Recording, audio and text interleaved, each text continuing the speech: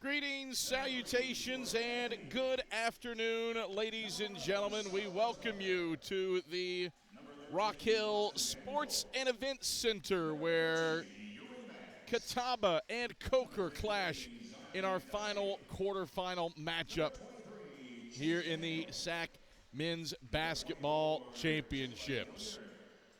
I'm Adam Cavalier alongside of Andrew Rogers, and we are delighted to have you in front of the SAC drop for the final game of our quarterfinal contest. 3/4 of the quarterfinal field is set.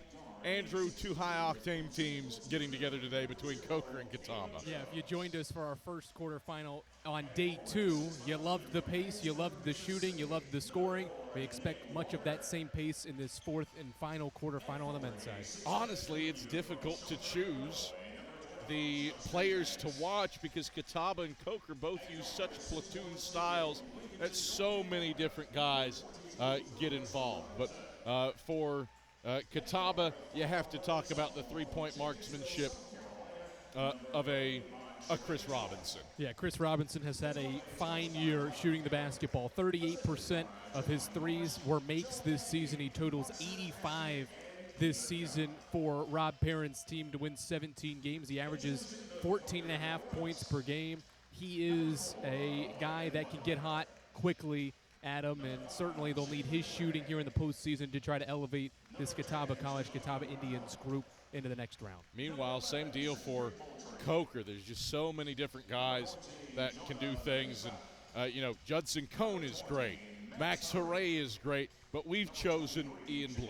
Yep, a guy that averages 13 points per game. And what stands out the most and why we picked him is because of his efficiency. He's very efficient, has made 41% of his threes this season, 41 total as well this year, and shoots 52% overall. It's a guy that can really stroke it from the outside, a junior guard, more than capable of carrying this Coker team. It will take a balanced effort from both ends, but Robinson and Blue are two guys that we think heading into this matchup, as we get a look at their numbers, can really stand out in this matchup. Yeah, they're both very capable scorers, and Robinson is Catawba's all-time leader in threes made.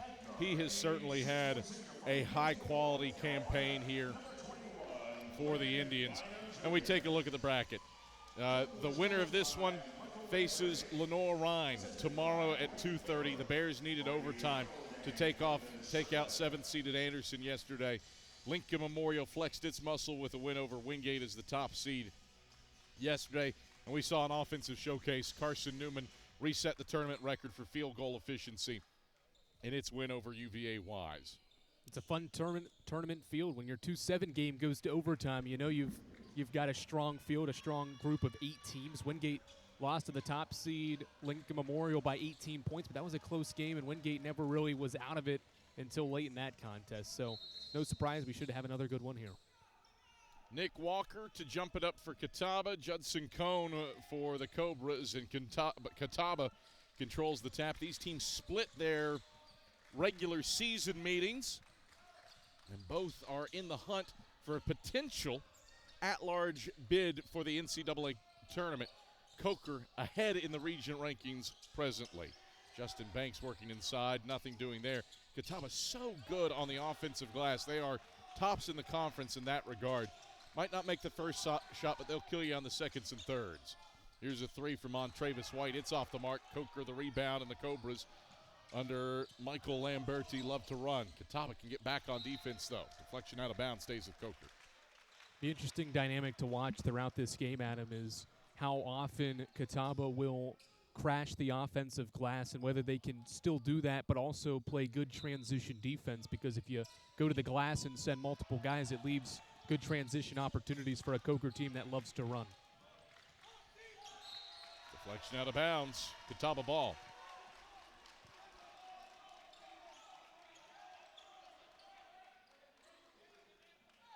Catawba always known for this pressure defense. No surprise to see the activity out on the perimeter there. Coker did a good job in the first 2 meetings in the regular season with the pressure, as White finds Athey underneath, but he can't finish. Cone backpedaling, travels, still Catawba ball.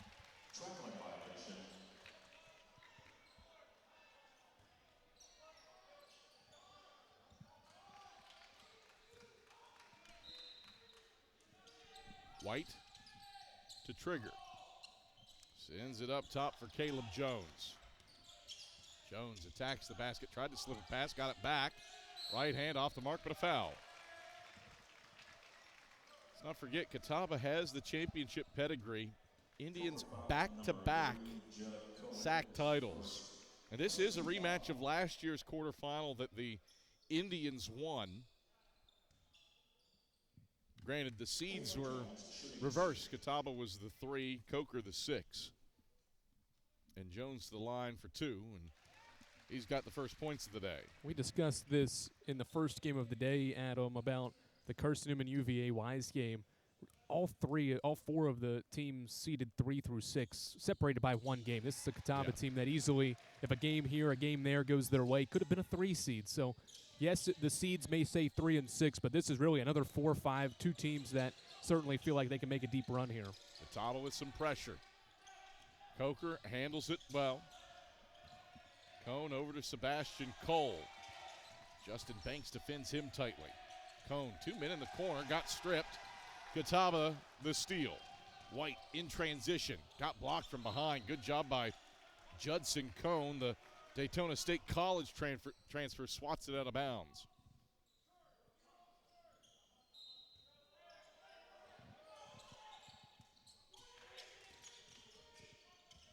Pull up, free throw line. Walker connects. First 4 belong to the Indians. Really good mid-range shot from Walker. He shoots 64% from the field. Doesn't take too many three-point shots, but that's the extent of his range right there from the mid-range. Pull up for Bynum, and Coker's on the board.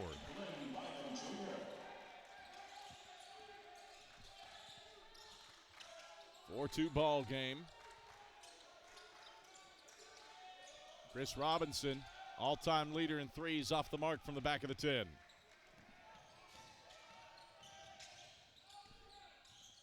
Cole, the kick.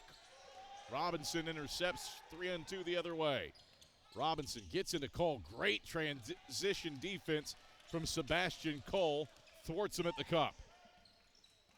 Defense early in this game has been at a high level. Catawba's already forced 4 turnovers, but they haven't been able to convert on the other end. Push shot by Xavier Harris is strong at the cup. The other way comes Caleb Jones, who coasts in for 2. This game being played right now at Rob Perrin's pace. He likes what the defense is doing right now. 4 turnovers forced. Coker's only taken 2 shots, and we're almost 3 minutes into this game. The defense has been active early for the Indians. Cone drive, lost the handle on it. It's out of bounds off his foot. Catawba basketball. And here is the shift change.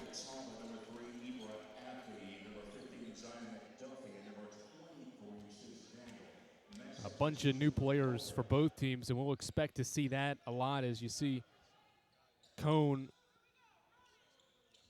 getting the ball out of bounds and losing it. 5 Coker turnovers already. Ibra Athey into the front court for the Indians.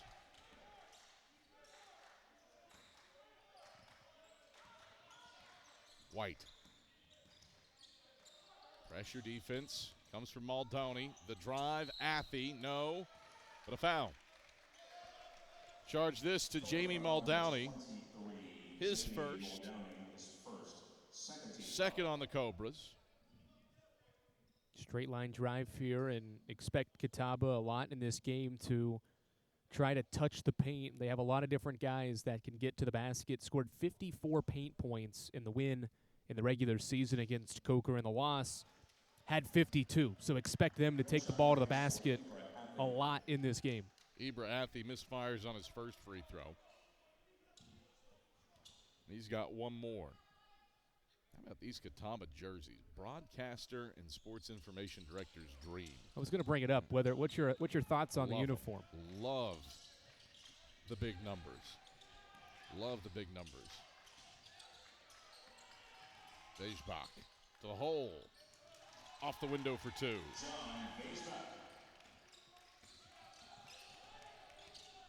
Coker draws within a pair.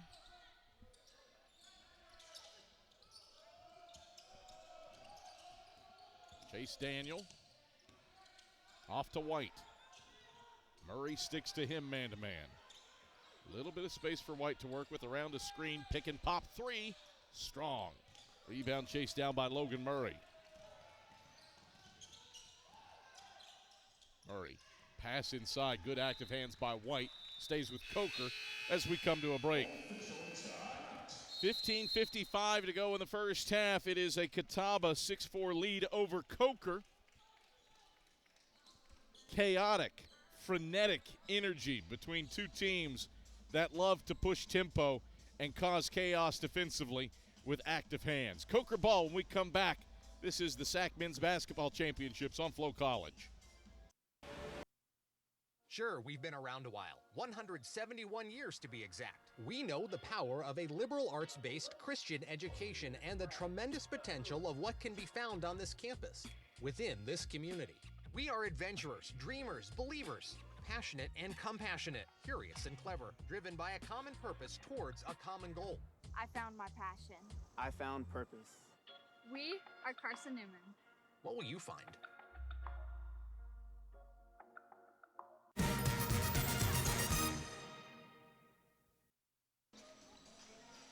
Frenetic pace, a lot of deflections. Judson Cone in transition swatted one out of bounds.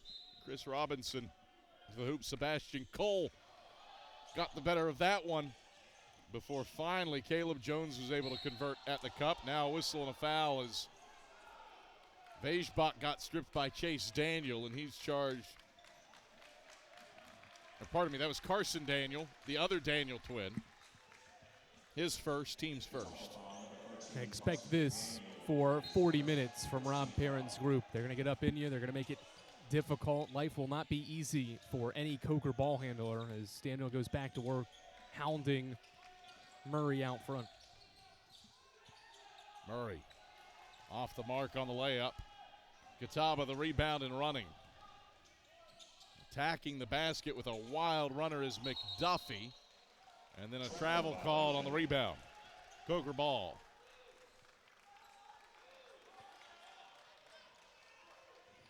I like the take here from McDuffie, just ends up on the ground and Athey falls over and leads to the traveling violation, but more rim attack from Catawba, and they're not going to stop doing it just because some of these layups aren't going in. Chaotic save in for Vejbach. One turnover begets another. Pump, lean, hit. Yes, Landon Butler. Tie game 6-6. Goodness gracious. Pace of play and pure unadulterated chaos between these two. How many times do you think that happens today? One turnover into another. We'll put the over-under at 3.5. Deflection out of bounds. It stays with Catawba. And let's emphasize, too, it's not that it's bad offense or bad passing, because both these teams statistically are good passing teams. It's how good the defenses are. You're talking about the top two defenses in terms of steals per game. Catawba number one with more than 10, and Coker just shy of that. Take it inside for Ibra Athey, and Catawba's back on top.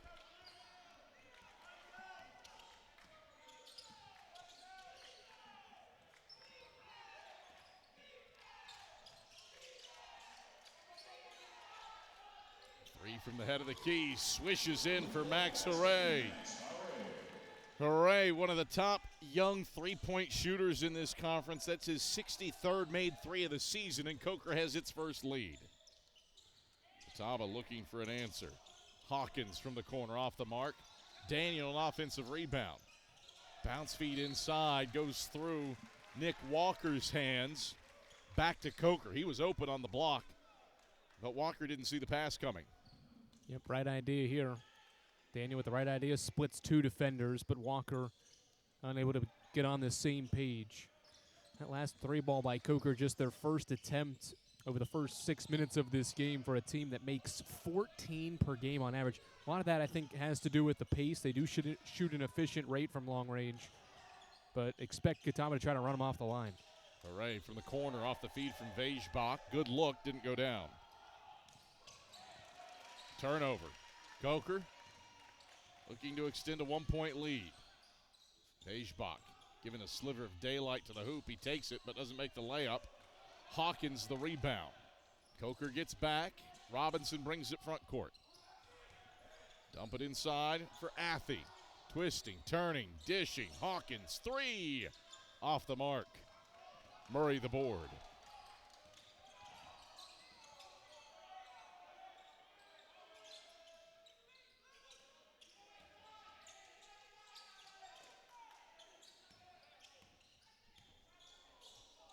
All down, he lost it going in, but he lost it because he was fouled by Chris Robinson.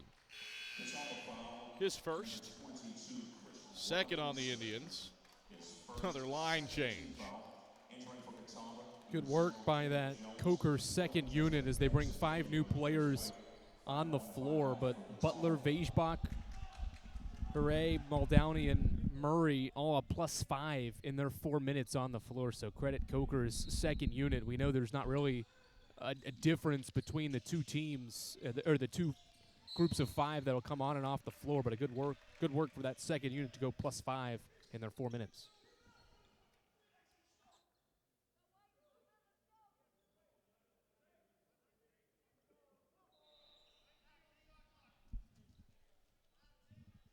Tony Wisnan says that there needs to be 19 on the shot clock.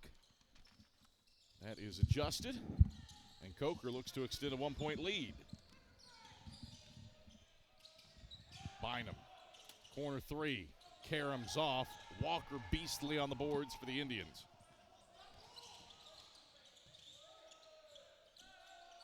Caleb Jones, Bynum sticks to him. White resets. Blue giving him space. High-low not there for Justin Banks. Now he goes inside to Walker. 2 to the ball. Walker 1 dribble. Got stripped. Cone pilfers him. Some really good help defense that time by Coker defensively. They got 3 white jerseys near the ball. Bynum finishes at the hoop, plus the harm on Nick Walker. Biggest lead of the day for Coker. First on Walker, third on the Indians.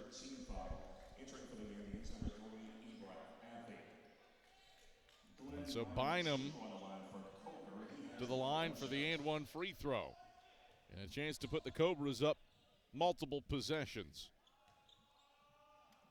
A lot of different weapons for Michael Lamberti and his team that has won 19 games so far this season. Bynum just another. Catawba hasn't scored in more than 2 minutes. And even an answer point here, it won't happen. A strip and a steal in the paint by Xavier Harris.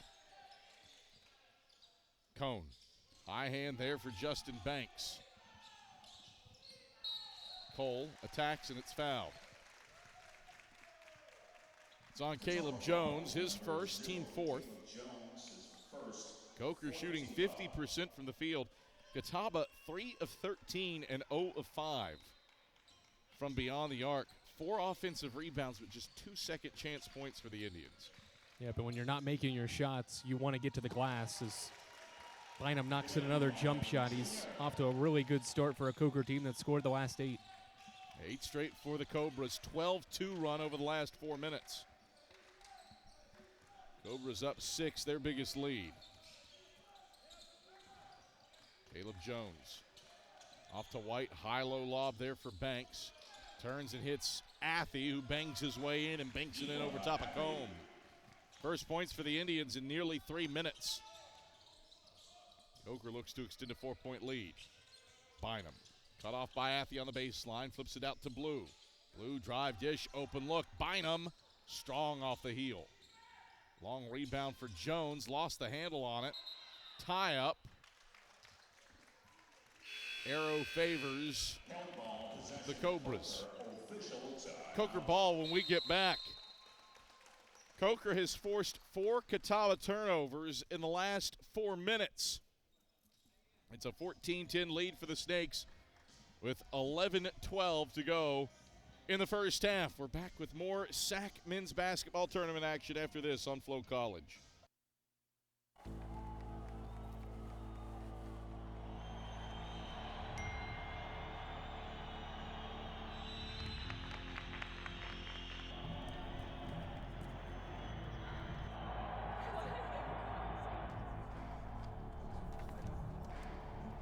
If you want to win in every arena of college life, go D2. Make it yours. Sure, we've been around a while, 171 years to be exact. We know the power of a liberal arts-based Christian education and the tremendous potential of what can be found on this campus, within this community. We are adventurers, dreamers, believers, passionate and compassionate, curious and clever, driven by a common purpose towards a common goal. I found my passion. I found purpose. We are Carson-Newman. What will you find?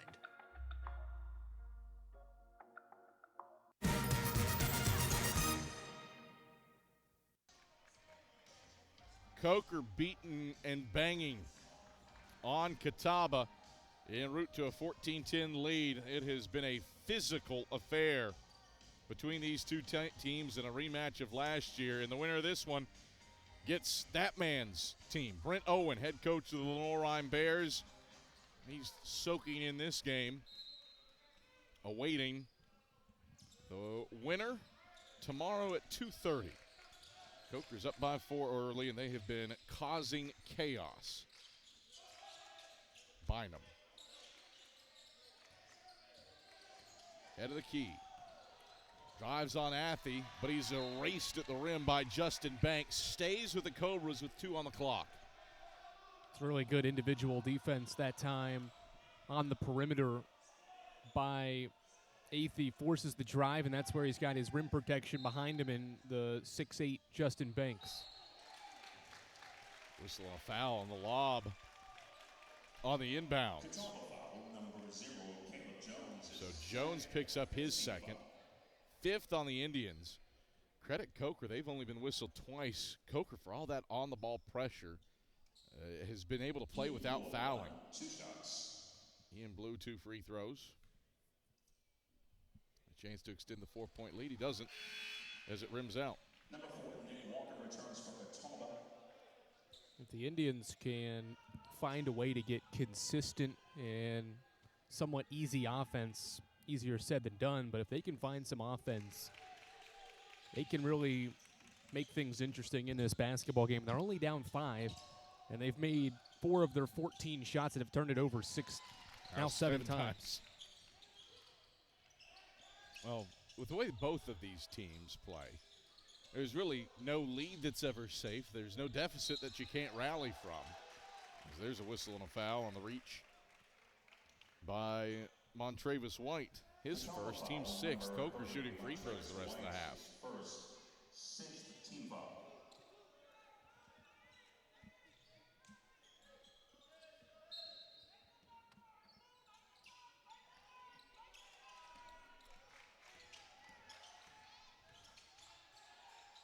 Inside, out for a cone 3. Didn't get the roll. A loose ball out of bounds. It's back to Catawba. That's really one of the better looks that the Cobras have gotten from long range. Catawba forgets about Cone and his shooting from the perimeter. It's all set up because of the paint touch that Xavier Harris was able to get on the initial drive. Credit both teams for diving on the floor for that loose ball, but ends up with Catawba.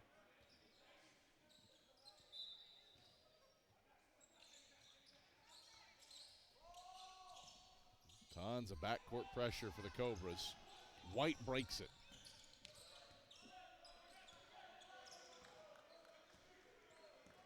On Travis White. Pointing with his right hand. Sends it off to Banks. Banks looks inside, nothing there. Lob. And good for Nick Walker. That's the soccer passing strategy. Tika Taka? Did I pull that one correctly? Yeah, well, I believe so. Another rejection. Banks erases it. Athey the other way with the right hand. Just like that 5-point Coker lead down to 1. That's when Catawba is at its best, though, Adam, is when they can turn some of that defense into quick offense in transition so they don't have to sit up in the half court. They don't have to play half-court offense. Their defense that time on the Banks block leads to a deuce. Muldowney driving on Robinson, deep in the shot clock. Twisting, turning, lost the handle on it. A Murray three is short. Rebound collected. Vejbach open look from deep. He swishes it. Best time to shoot a three, Adam, is after an offensive rebound. Good awareness by Coker after the offensive rebound. It was all set up by that Murray three. He's just able to get it to the iron, and that's what allows the offensive rebound that leads to the three. On the other end, the second chance goes for Nick Walker.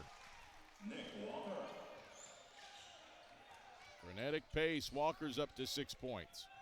You put Walker and Athey in the game at the same time, 3 and 4 in blue. Those are tough physical matchups for any opponent in this league. Butler, mid-range, off the mark. White sends it ahead. Robinson, Catawba's all-time leader, cans it. Catawba surges back in front by 1.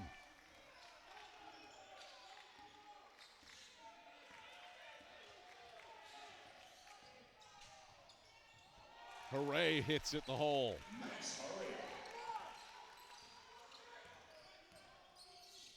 Tough pass by White. He found Walker leaning in and hitting Banks. Back and forth we go. Really good offense to get it inside. Vejbach again. Things heating up offensively in a hurry. Seesaw, back and forth we go. Vejbach didn't get too many looks from 3 in the regular season. Only took 45, but he made 26 of them. So when he does shoot it, very efficient. White off the mark. How about the scrap by Banks for the offensive board? Walker's second chance, no. Muldowney. It was Banks trying to tie him up, but he gets whistled for a foul. His first, the team's 7th. Free throws for Coker. When we come back, it has been entertaining basketball between two frenetically charged teams. The third-seeded Cobras up 2 on the 6th-seeded Indians. And we return to Rock Hill after these messages from Flow College.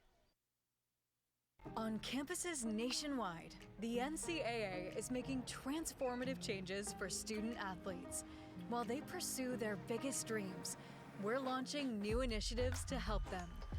Life-changing education opportunities are just the start. The NCAA is providing enhanced mental health services. We're guaranteeing scholarships and tuition and expanding access to healthcare. Visit ncaa.org/change to learn more.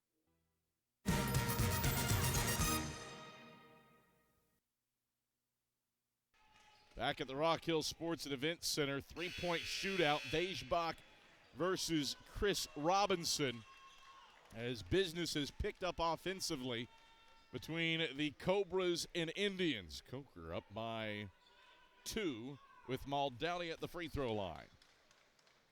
Been good pace to this one. The offenses have started to find a little bit of a groove. Both teams shooting above 40%. A lot of turnovers early on in this game, especially from Coker, and then Catawba had a sequence of about 6 turnovers in a 4-minute stretch, but both teams have somewhat settled in here, getting good back and forth play, and Coker trying to take advantage of being in the bonus here in the final 7+ minutes. First 2 attempts since getting to the bonus. It'll be interesting to see in these final 7 minutes, can Catawba still play really good defense, physical defense, but do it without fouling, or will they send a fine shooting team at the free throw line to the line to get some easy opportunities? Daniel lob ahead. That nearly went in.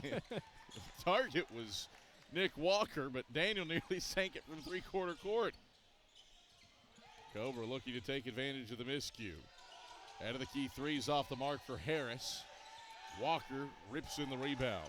Be interested to see how that's statted. Is that going to be a shot attempt because it hits the rim, or is that a turnover? We'll wait on Jim Lewis, veteran. Turnover. Yeah, probably. That was the intent. Jim Lewis on the stats crew. Longtime Catawba sports information director, retired a few years back. As Daniel misses the long 2. You need to know some stats knowledge. I guarantee you Jim Lewis is going to be your guy.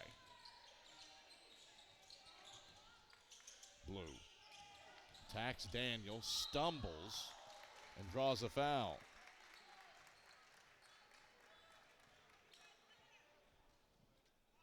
Best thing to do when you're in the bonus is to put your head down and drive to the basket, and that's what Ian Blue does here. Loses his balance there, but Daniel fouled him on that drive, and so here we are again. More free throws for Coker and still 6+ minutes to play in this first half. Blues front end, true. By the way, it was the first on Daniel, 8th on the Indians. Coker making its free throws, 5 of 6 now on the day. A chance to get up by 6 for the first time today, which they do. Full court pressure on for the Cobras, trapping in the back court. Pass ahead to Hilliard. Lob inside, landing, and Banks is fouled. Free throws for Justin Banks after Glenn Bynum Jr. picks up his first and the Cobras' third. This is really good stuff by Justin Banks on the lob right here. He realizes he's not going to be able to finish that, so he comes down, and coming down with that basketball allows him to draw that contact to get to the free throw line. It would have been a tough angle and shot with shot blockers trailing for him to try to finish that lob attempt, so he brings it down, and it sends him to the line. And he converts on the first. Banks, career 67% free throw shooter. He's having a quality junior campaign as his average north of 70 now. Tries to make this a 4-point game at the line. Nope, rims out. 5-point lead for the Cobras.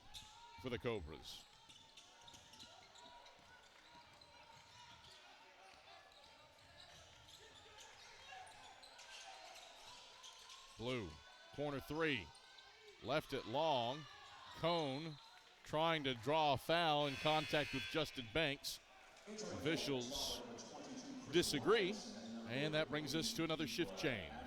I think that was a good box out on the backside by Justin Banks on this long miss. Does a good job, finds the body, does get a little bit of a hook on that right arm, but I don't think there's enough there. I think he's just trying to box out and didn't prevent Cone from getting much. Neither player away. had the advantage No. at the end of the day. And that's what that one amounts to. Daniel. Out between the rings. Carson.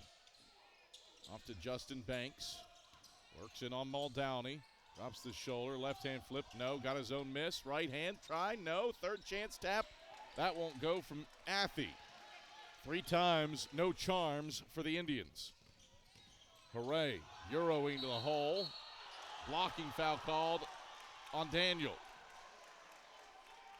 Wonder if he was in the restricted area, and that's why it's a blocking foul. Definitely thought he was inside the restricted area live. Looked like he got there in time. Let's see on the replay. Oh, nope. He landed in the restricted area. He was definitely outside the restricted area. Tough one there. Rob Perrin giving his thoughts on what he just saw on the drive.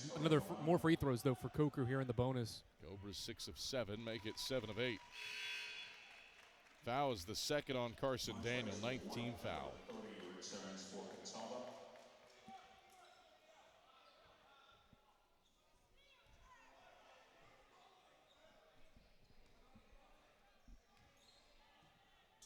Hurry. Doesn't get the roll. 6-point lead for the Snakes. White. Off to Robinson. Quick trigger. Swishes it.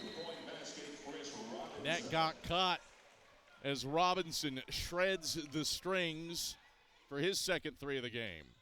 Adam, elite three-point shooters do not hesitate. When he caught that basketball, he had all the space he needed, and that was enough to knock down a 3. That's one way to beat the press, but how about the job of Justin Banks back in transition for the rejection? Catawba the other way. Robinson, another quick trigger. Yes, can. A long-distance dedication for Chris Robinson. He's on a 6-0 run all by himself. And Hilliard nearly forced to, or pardon me, McDuffie nearly forced a turnover. Stays with Coker. There's so many things you can say about elite shooters, and you know a thing or two about elite shooters. Chris Robinson He doesn't need a lot of space, and once he makes a couple, that's all he needs to see, and he's got the green light, and he sees a big bucket. And right now he's providing a big boost for a Catawba team that didn't have any field goals in the last several minutes of this game, but now have gotten 2 quick ones because of his shooting from long distance. Backdoor feed, rejection on the shot by Butler. White in transition. Harris cuts him off. Back tap on Athey. Harris generates the turnover as Murray corrals. Muldowney, spin inside, dish out. Harris passes up the 3, the drive, the kick. Cone works baseline. Doesn't get the and one to drop.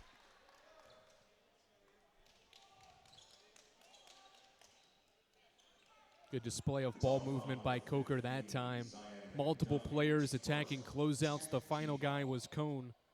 He draws the contact on McDuffie on his drive to the basket. Again, Coker's done a great job getting to the free throw line here in the bonus, but they have to convert.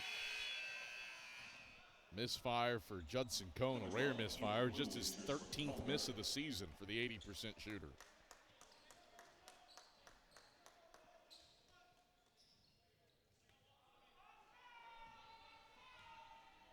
Looking to halt a 6-0 run for Catawba, and Cone does. Coker's back in front in a frenetic half that has featured 2 ties and 5 lead changes.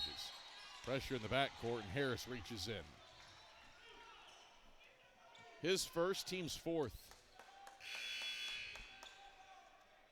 Coker foul number 2, Xavier Harris' first, 4th team foul.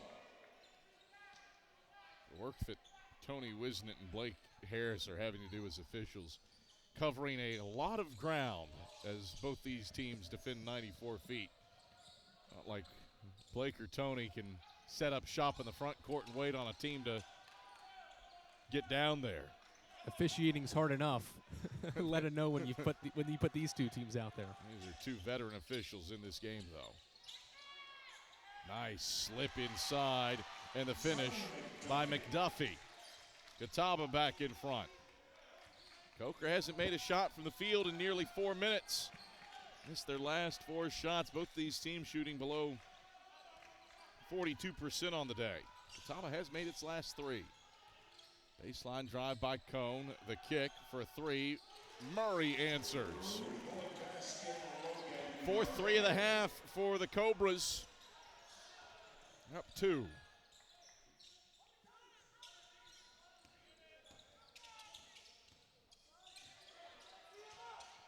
Walker gives to Robinson on the screen. Back to Walker, driving inside and finishing the layup at the rim through contact. 4 straight makes for the Indians. They've tied it at 32. 3rd time we've been tied today. And now a whistle and a foul on Hawkins. His first, 10th on the Indians. Free throws for the Cobras. That is when we come back. 2:51 to go in the first half. We are no different from where we started 17 minutes and 9 seconds ago. Coker and Catawba deadlocked at 32. Lenore Rhine awaits in the semifinals. Who gets separation in this one? Back after this on Flow College.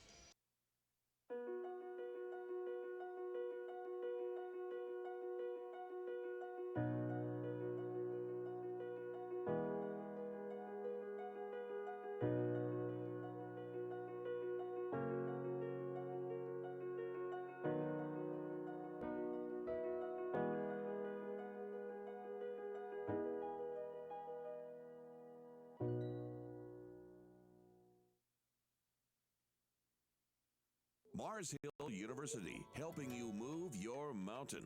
Mars Hill University gives me plenty of degrees to choose from.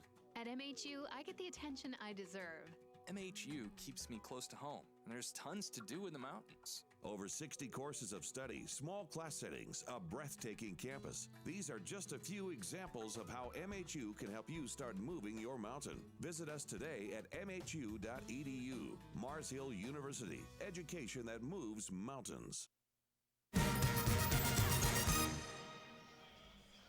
Well, if there's one thing we know, you can't give Chris Robinson a ton of space. He has been rifling them in from long range. Catawba's all-time leader in threes is 3 of 4 from beyond the arc today.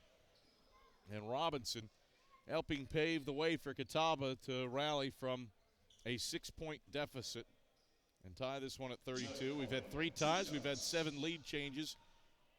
Coker has led for the majority of this one and is back in front thanks to a cone free throw.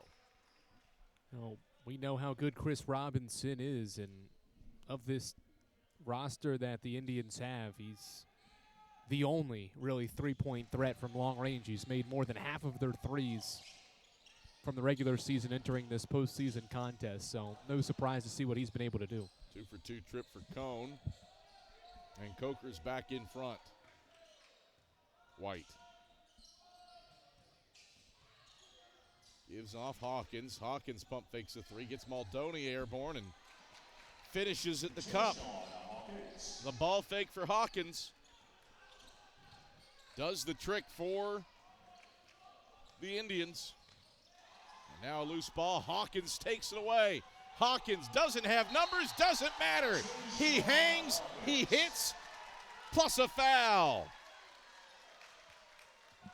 What a sequence for Jayshawn Hawkins. Physical play. The turnover, and then 2-on-1 takes it to the hole and draws the foul on Xavier Harris, his second and the team's 5th. A rare turnover from Coker here over the last 10-plus minutes of this first half, but once again the Indians able to convert in transition off the turnover. Hawkins, what a sequence, what a 30 seconds or even 15 seconds. Yeah. Drives to the rim after faking the three-point attempt and then does it on the defensive end to score a second field goal. 6 straight makes from the field for Catawba.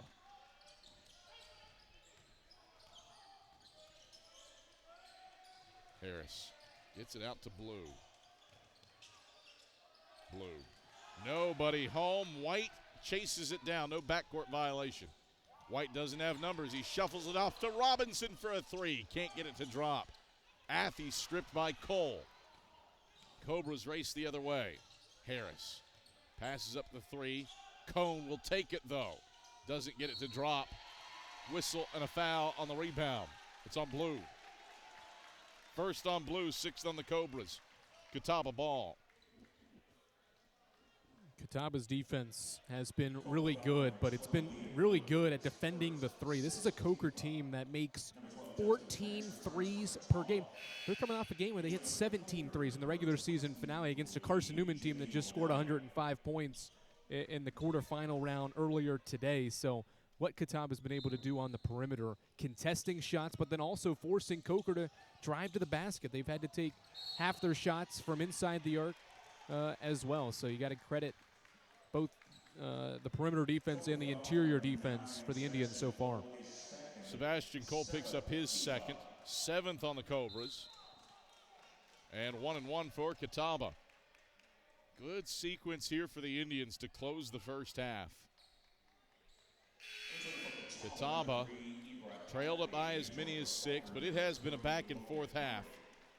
4 ties, 8 lead changes between these two sides. Catawba's led by as many as 4, Coker by as many as 6.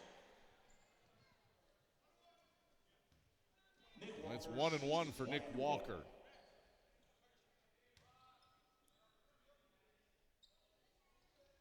Walker's first is through. He earns the second. Catawba has matched its biggest lead of the day at 4.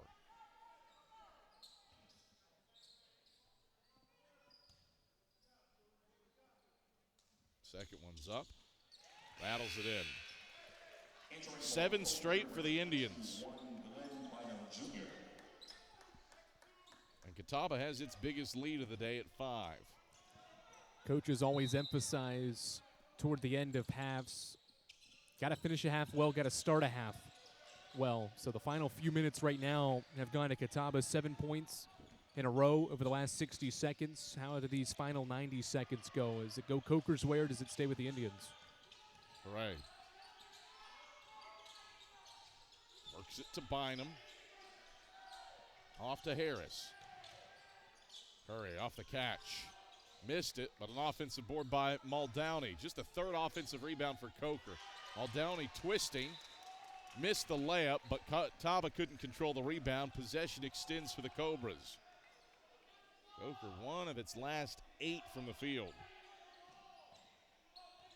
Look at all the blue jerseys. 3 different guys affecting that shot. Hooray, 3 is erased out of bounds by Nick Walker. He had daylight. Walker, really athletic play to close. That's the 6th block shot in this first half for a team that only blocks like 3 per game in the regular season. Really good closeout by Walker. Muldowney. The 3's in. Murray, 35% shooter from deep, is 2 for 3. White looking for an answer. His 3's off the mark. Murray the rebound and running. 2 ties it. 6-second difference, shot clock to game clock. Harris.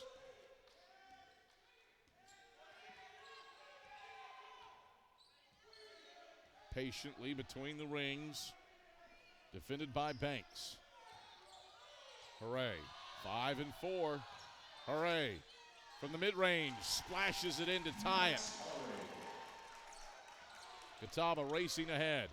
White dribbled it off of his shoe tops. It's good if it goes. No. Frenetic pace. And Catawba and Coker no different from where they were 20 minutes ago. Headed into the halftime locker room tied at 39. Andrew Rogers. That was a frenetic back and forth half of basketball. Rob Perrin and Michael Lamberti certainly share some philosophies, and Tyler Katz is lining up Coker head coach Michael Lamberti. He's standing by. Let's hear from Tyler Katz with Coker head coach Michael Lamberti.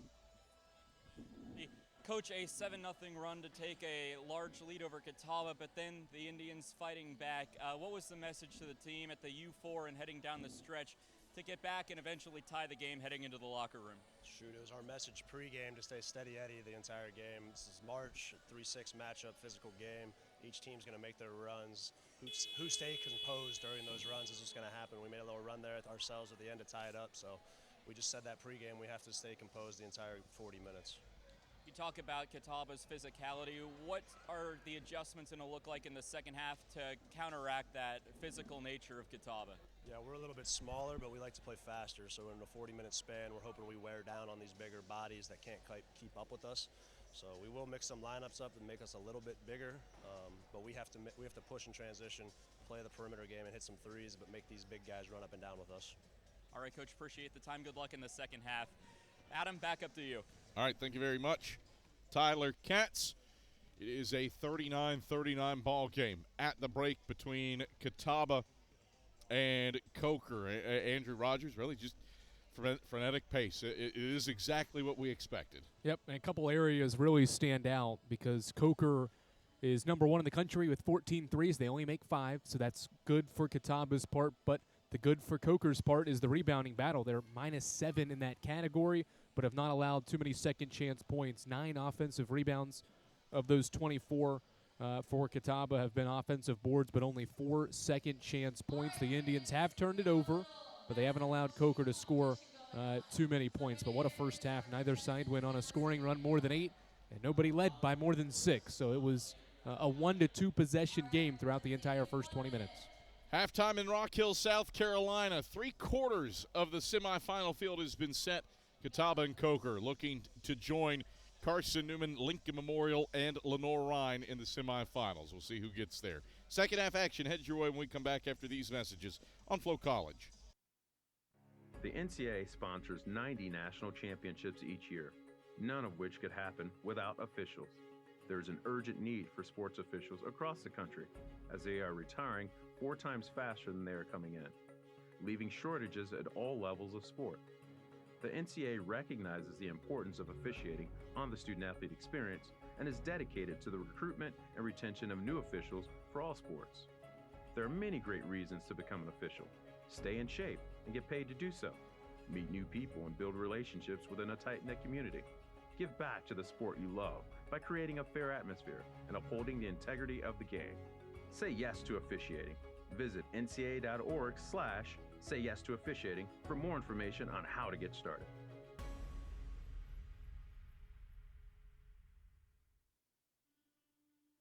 At Anderson University, we are on a journey, one that seeks to find the purpose for which God created each and every one of us.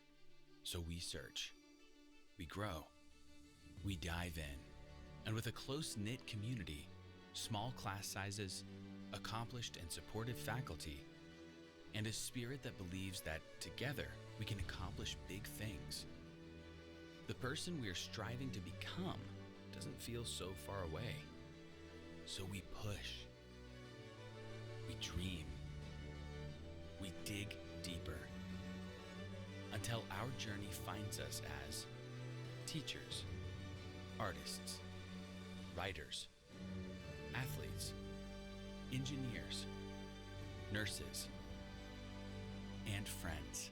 And while we're at it, we just might change the world. Anderson University, knowledge for your journey. It is a fun pursuit of wisdom. A wisdom to find joy in meaningful work and to seek the betterment of those around us. We will create the communities of tomorrow. We will work to cure diseases and fight hunger. We will run for office and serve our constituents.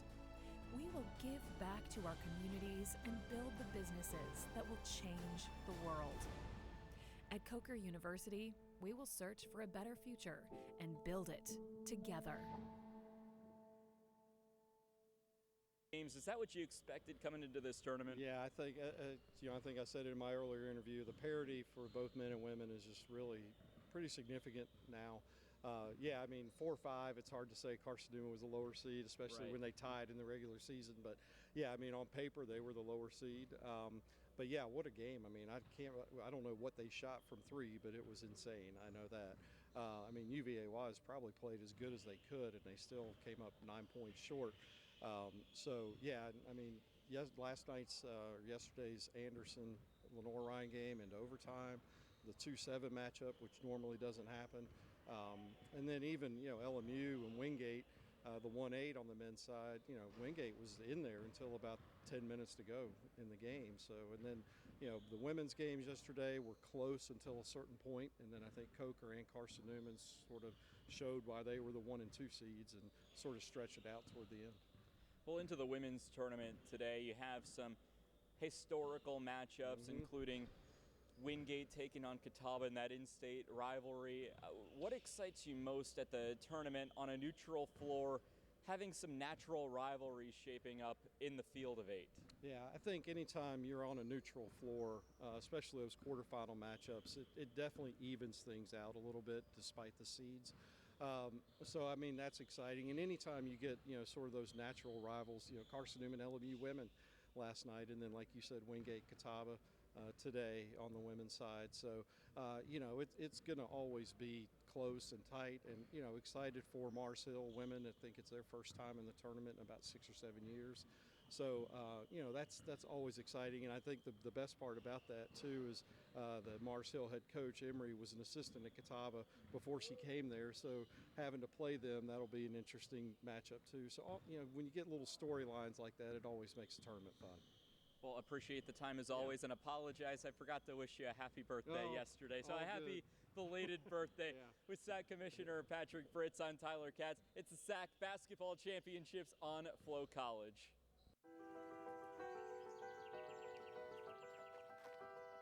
Our roots run deep here at Catawba College. So do our ambitions. We're pushing forward into life-saving, cutting-edge genomics research, powering up with geothermal heat and solar energy, going after national championships, and saying yes to the impossible, and then delivering on it. We don't just talk about saving the planet. revolutionizing education for the next generation, innovating business, unleashing creativity, or pioneering better, kinder, smarter healthcare. We do it. Good change starts here, with us. And it goes far. Just you watch.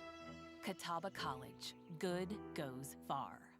Sure, we've been around a while, 171 years to be exact. We know the power of a liberal arts-based Christian education and the tremendous potential of what can be found on this campus, within this community. We are adventurers, dreamers, believers, passionate and compassionate, curious and clever, driven by a common purpose towards a common goal. I found my passion. I found purpose. We are Carson-Newman. What will you find?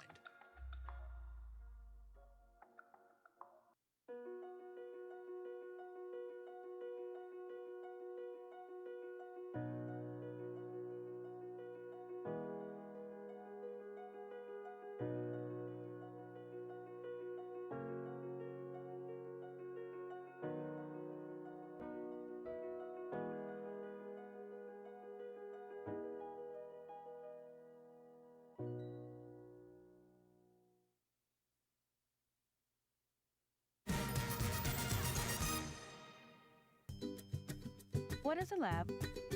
It's Wingate.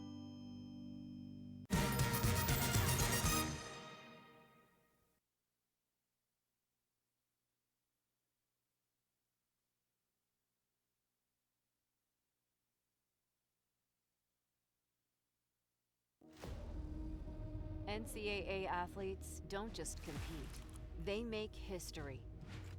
Representing our nation with pride and excellence, they bring home the hardware. Our college campuses serve as training grounds for the next generation of stars. Catch tomorrow's Olympians and Paralympians on the NCAA Championship stage today. This place has a heartbeat of its own. The vibe that you get when you walk into the student center, you just get a vibe that you're here at home. It's given me opportunities that I never thought I'd have. Everyone here knows everyone. That atmosphere is infectious. The relationships that I've built here have been phenomenal, and I know that they'll last beyond here at Wise.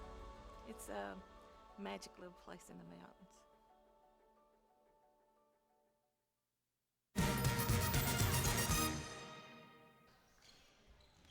All right, back at the Rock Hill Sports and Events Center, Adam Cavalier alongside Andrew Rogers, Catawba and Coker in our fourth and final men's quarterfinal contest. The winner of this one gets Lenore-Rhyne tomorrow at 2:30.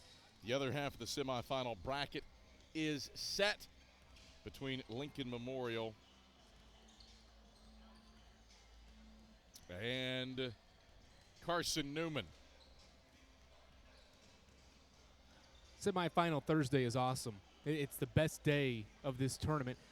Quarterfinal days are great, but when you get to the semis, I mean, that's when this thing gets really interesting because you've got probably the four best teams in the field still playing, arguably, and at the same time, you've got teams wanting to play for a championship, for the right to play in the conference championship. Best day of the 4 days of this event in Rock Hill, South Carolina. Well, this one certainly holds a lot of sauce to it. Lincoln Memorial and Lenore-Rhyne are safely in the NCAA field.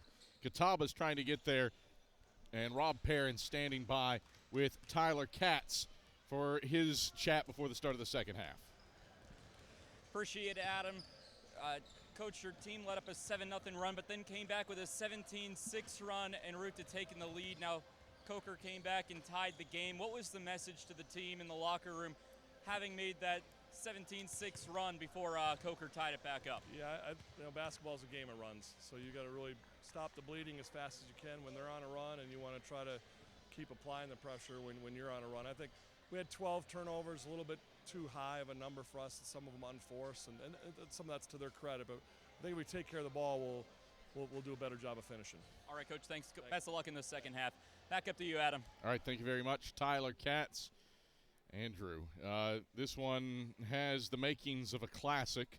What do you see from these two sides moving forward over the final 20? Yeah, it'll be very interesting to see how these two teams play in this second half. The rebounding battle is something that I will keep my eyes on in this second half, but also curious to see how this three-point shooting is in the second half. Remember, we talked about it in the open. Coker makes 14 threes per game on average this season, and they made just 5 threes in 15 tries. Didn't take a lot of threes either, so can the Indians stay really good defensively and run this Coker three-point shooting team off the line and force them to drive to the basket and get more points in the paint? Be interesting also to see the offensive rebounding. Can Catawba convert some of those into second chance points? Did not do that as well as they are capable of doing in that first half. 9 offensive boards, just 4 second chance points for the Indians. So basically it's 2 for 9 on after misses when they get a second chance. And it's credit to Coker, too. That second, third shot defense has been good for the Snakes. Inside it goes for Jones. Got stripped, tie up, jump ball, Coker ball. Turnover number 13 for Catawba. Saw a little bit of a zone look right there as Jones trying to hop-step his way into the lane and just got crowded by white jerseys. Different look, and that's an interesting one to start the second half. Wonder if maybe Coker goes to a zone look more and just trying to change defenses more often against Catawba. That's a charge. You had it. Read Tony Wisnan's mind. He says a charge on Judson Cone. Number 2 on him, first on the Cobras of the second half. Textbook defense by Chris Robinson. He's done that a time or two throughout his long Catawba career. Recognize the offensive player, leave his feet, and Robinson right there to establish his presence and draw the charge. Coker hasn't made a SAC semifinal since 2014. They get a stop here off the miss by Caleb Jones. Banner year for Coker basketball. Melissa DeVore has the women in the semifinals for the first time ever. Michael Lamberti trying to join her. Correct me if I'm wrong. I think they were the 2 only teams left undefeated in the conference at the end of December into January on both sides. Ooh. The women, I believe that's true. LMU has a case, I think, for being maybe the last unbeaten on the men's side. I think Lenore Ryan got Coker in late December. You're making me do I can't remember who LMU lost to first. Pembroke in game 3. Are we going league unbeaten or overall unbeaten? Overall. Oh, then yes, Coker, absolutely. I thought we were going league. Yeah, that's a lot easier to recall. Because LR lost to Chowan early, lost to Carson-Newman early. Carson-Newman dropped a game to Lake Superior State in game 2 of the season, game 1 of the season. Yeah, I can cherry pick the overall. The league, I don't know if I can pull. Can't remember who LMU's first league losses to. Without consulting the internet. Muldowney, corner 3, halfway down and out. Coker's had a lot of those. Still looking for our first points of the second half. Banks works inside on Butler. And the foul goes on Butler. His first, second on the Cobras. This is Coker's second unit, so Michael Lamberti went to his bench early, and his bench was good early on in that first half, helped give him a spark and give him a lead and help this team settle into this quarterfinal matchup, maybe hoping for some of the same after his first unit hasn't been able to score here in the second half yet. Neither team has. White. Pressured by Vaisbach. Deep in the shot clock, White measures against Butler.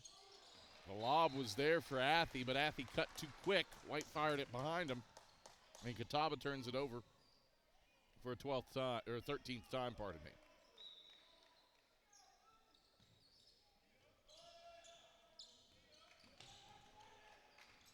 Teams a combined 0 of 5 from the field and a combined 4 turnovers to start the second half. Murray the drive in the dish. The corner 3 is short from Vejbach. Follows his own miss. Kick out. Hooray. Strong off the heel. Good looks. Good looks. Absolutely Yeah. good looks. You got to keep shooting them if you're Coker right now. I mean, these are high percentage shots. They're open shots, and they're high percentage guys taking the shots. They're not guys that aren't capable of making them. So you got to stay aggressive and stay confident. Walker got stripped going up, but got it back and laid it in. First points of the second half come 2 minutes and 48 seconds in. Walker's into double figures. First Indian past that post. First player in the game past that post. All Downey, quick trigger. Open look, missed it. Banks the board. Lob ahead, Walker got stripped. Turnover number 15 for the Indians. Hooray. Drives, dish, Butler, erased and collected by Justin Banks. That's some elite defense at the rim. That's really good offense, too, because Butler had a great look at the basket, but Banks times it well and got a foul. Now an offensive foul on Nick Walker. He and Vejbach tied up, and officials say he got him with an elbow. First official review of the day, I think, coming up. Well, Carson-Newman and Wise just didn't foul. That game was played in 90 minutes. It was like a high school game. Look down at the watch to judge how much time there was going to be between games and with the awards ceremony. And thought, this mercy, one started on time. We're running behind, and officials checking this out. It was away from the action. I don't know that the cameras will have caught it. Here's Vejbach and Walker. Oh my, that's nothing. I don't even know if that should have been an offensive foul, if that's what it is. Trying to get his arm out from underneath Vejbach's arm. I think that's a natural motion, too. Yeah. He's just trying to wrap his arms and get him back toward the front of his body. Nothing intentional there either. It's not a whole lot for the offensive foul. Maybe something after he gets the arm toward the he's front not of the jersey. Swinging his arm. There was. I kind of like to see it full speed, without the back and forth, just to get a sense of what it looked like in real time. And here's a glimpse. There's Walker tied up. He's screened in by a player the moment the contact happens. Yeah, and it's worth noting they can't take away the offensive foul. Yeah. They can only upgrade at this point. I don't think that's enough to upgrade. Well, you got a veteran crew here. But, I mean, it is some contact to the head area, and so if they think it's enough Blake to Harris upgrade, they will. And Tony Wisnett are as good as it gets in this league. Tony Wisnett has fathered a SAC official. His son, Stedman, does games in the league.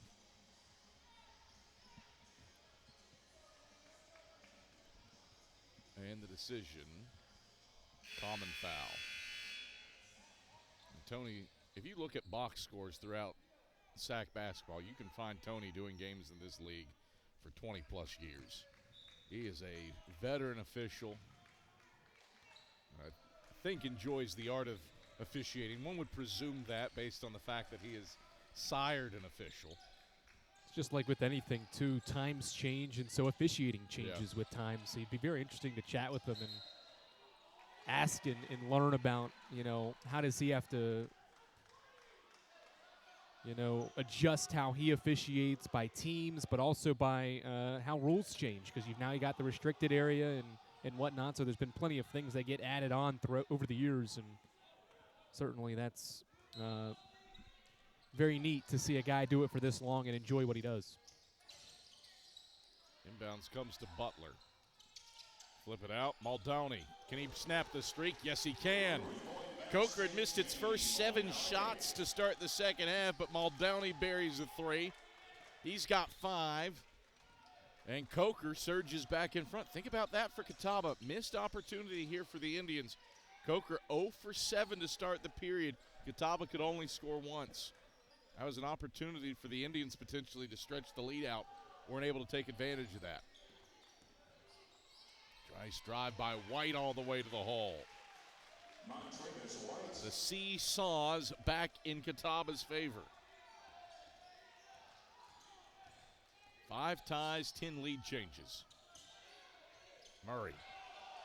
Dish, extra pass. Muldowney open. Short. McDuffie gobbled up the board. No look for White into McDuffie.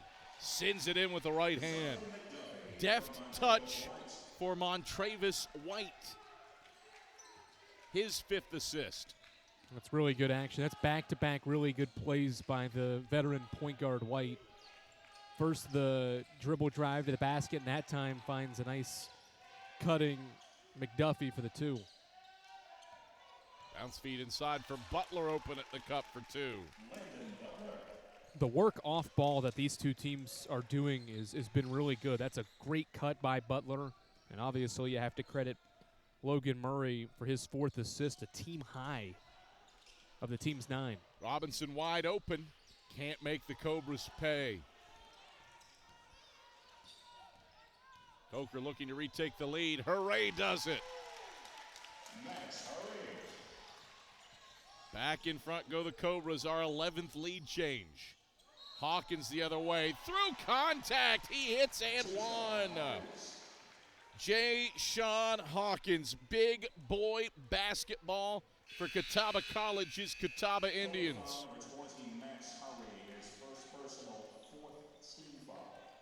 The foul was on Hurry. His first, 3rd on the Cobras. We come to a break. Hawkins, high difficulty in the middle of the lane. Should be our media, right? Maybe they took them the under 16 at the official review. But that was before the 16-minute mark, so that's... We have seen officials do that. No, I thought we were headed to break. We'll shoot free throws instead. Excuse me. And 1 free throw for Hawkins, sitting on 7 points, looking for his 8th. Doesn't get the roll, but an offensive rebound. Walker sticks it out. What a little 4-point play there for the Indians. Unconventional. And they're up 3.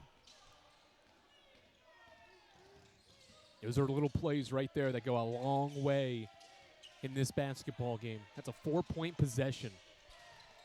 Harris gives off Cole. He's stripped. White has it. Tie up. Didn't get the timeout off in time. It's a jump ball. Still Catawba ball, though. 11th Coker turnover. Indians heating up. They're 5 of their last 6 from the field.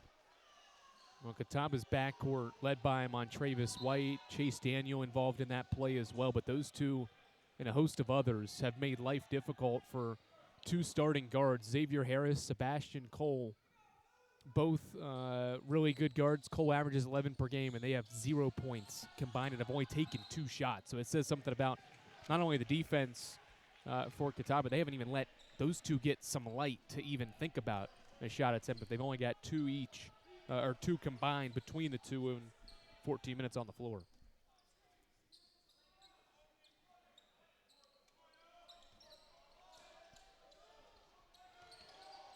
Daniel gets out of the trap. White sends it ahead for Affey. And White will settle the Indians into the half court. Catawba has scored the last 4 to grab a 3-point lead. They've had the hot hand after halftime, 5 of 8 from the field. Daniel off to White. 5 to shoot. Baseline jumper for Affey is short. Offensive board, Walker got the hook shot to drop. Catawba has matched its biggest lead of the day at 5 with a 6-0 run. And erases a shot, does White on the other end, but he saved it into Ian Blue. Second chance for Coker. Sebastian Cole. Flips it out for Bynum. Off to Harris. Harris slaloming through traffic. He stops the Catawba run with an and one bucket. Xavier Harris weaving through traffic. And he puts the personal a third on Caleb Jones. He's able to finish that take because he switches the ball from his left to his right as he takes that Euro step in the lane, and Jones whacked his left arm, which obviously didn't affect his right because he had the ball on the right and was able to easily finish through the contact. That's a lane violation on Coker. Oh, maybe not.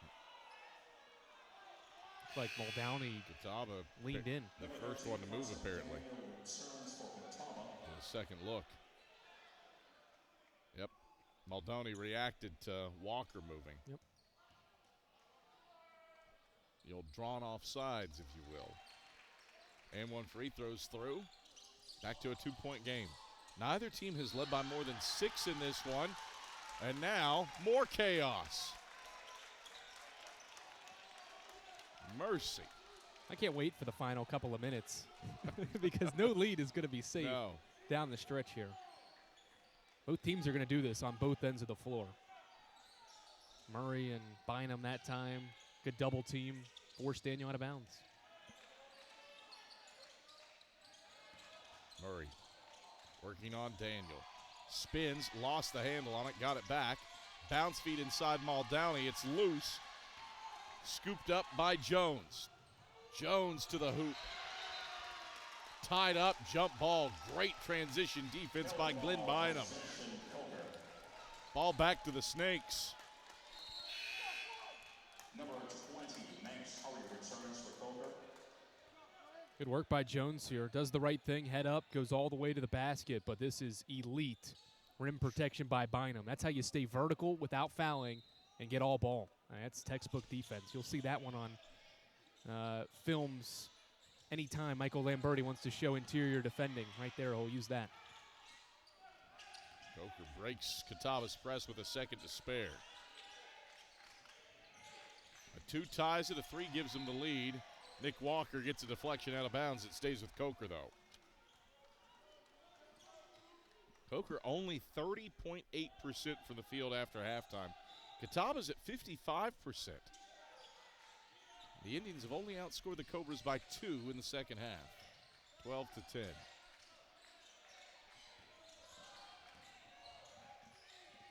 That one just chucked off the window.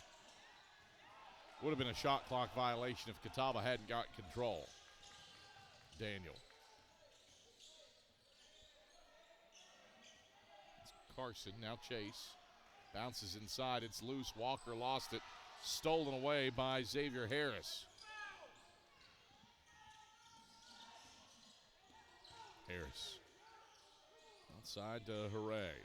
Stripped by one Daniel twin. The other grabs it. Jones all the way to the hoop. He's fouled.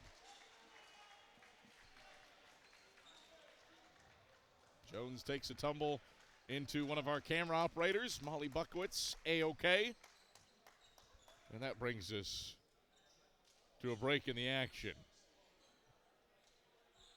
Daniel fouled in the act of shooting before arriving in Molly Buckowitz's lap. 51-49. Indians looking to score the upset as a 6th seed. We're back to Rock Hill after this on Flow College. That's a timeout on betting. It completely changed the game, and you didn't even notice. Let me break it down for you. Betting ads are applying full court pressure and getting you to play the game. Many of you are falling for it and losing big money. Addiction is happening in some more than others. Now players are getting harassed by bettors. And we all know that's not how the game is won. So it's on us to be good teammates and draw the line to stay ahead of betting consequences.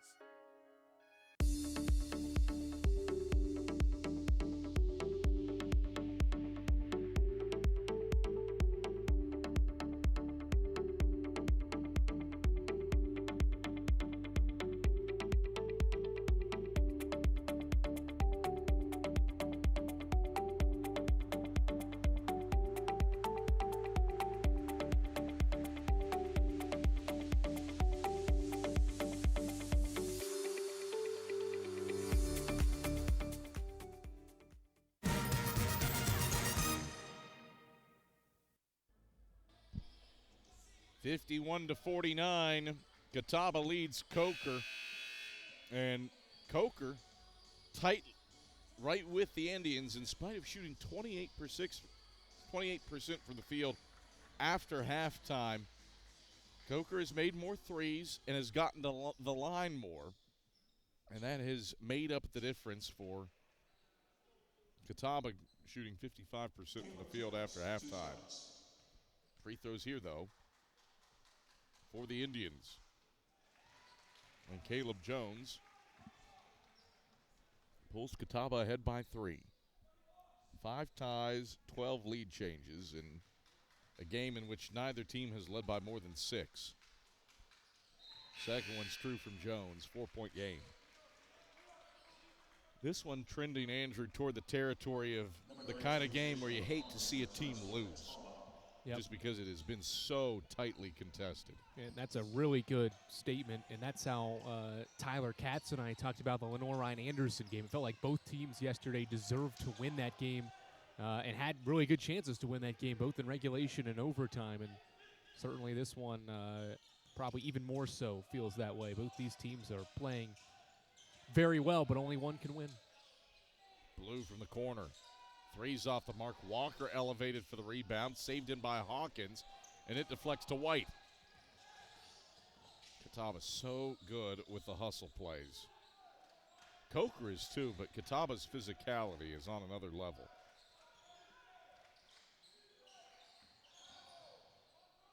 Hawkins on the drive, beating, banging, no. Got his own miss. Second chance, rims off. Free throws, though, for Catawba as Butler picks up his second. That's already a 6th on the Cobras. You know, we mentioned the rebounding and the second chance opportunities. Catawba only had 4 second chance points in the first half. They've already got 4 here in the second half, and although that's not a second chance bucket, this leads to extra points because of the offensive rebounding. Well, these will count as second chance points, as Catawba matches its biggest lead at 5. Catawba had 9 offensive rebounds at the half, 4 second chance points. They have 3 offensive rebounds in the second half and have scored off of every one of those offensive boards. But that made free throw, trying to go 2 for 2. And that's why they have this lead at 6 points. Even though second chance points are matched with Coker's 10 points, Catawba has to make up for what Coker does from beyond the arc, and they're doing that by getting to the line and getting these extra opportunities while staying efficient at 46%. Lost ball turnover. Hawkins to the hoop. Rims off. Didn't get it off clean. Credit Coker for scrapping for the rebound. Hooray wins that battle. Kick out Blue. Open look in transition. He rattles it in. Well-timed bucket for the Cobras. They hadn't scored in 2.5 minutes. And after Catawba had taken its largest lead of the game at 6, Blue answers in transition after a stop on the turnover. Coker utilizes a timeout after the Blue bucket. We'll step aside for a break as well. Cobras within 3. Back after this on Flow College. At LMU, every door is open. Each can help me build my future exactly how I imagine it. Let's check those specs, guys. And lead to a career where I'll have an impact. As a nurse. How are you feeling today? A social worker. I guess I started when I was young. Or an executive of a multinational company. Take a look at third quarter. I know LMU will prepare me for a career where I'll make my mark. That's a cut. Because whatever door I walk into, there's a balance.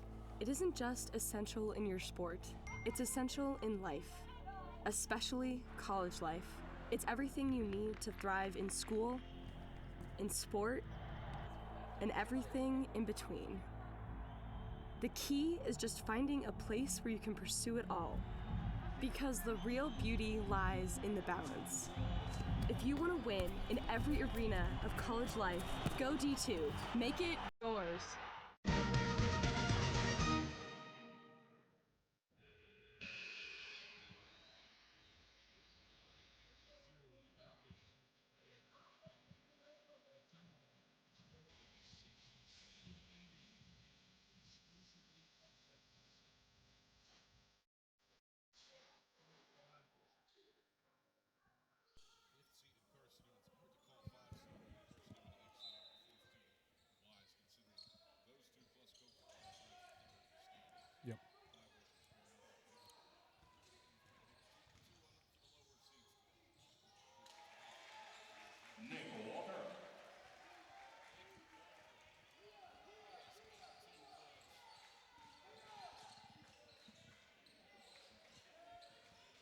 He's been a matchup nightmare. 8 of 11 from the field. He's been effective when driving to the basket. Blue misses from point blank. Robinson, the rebound and running. Robinson to the hoop, chucks it up, no. Walker with position for an offensive board. Stick back doesn't fall. Loose ball into the corner, corralled by Harris. 5-point lead for the Indians. Coker and White trying to answer. Bynum from the mid-range. Off the mark from 15. Cone tried to tap, no. Hawkins shoves it out of bounds, stays with Coker. Third chance for the Cobras.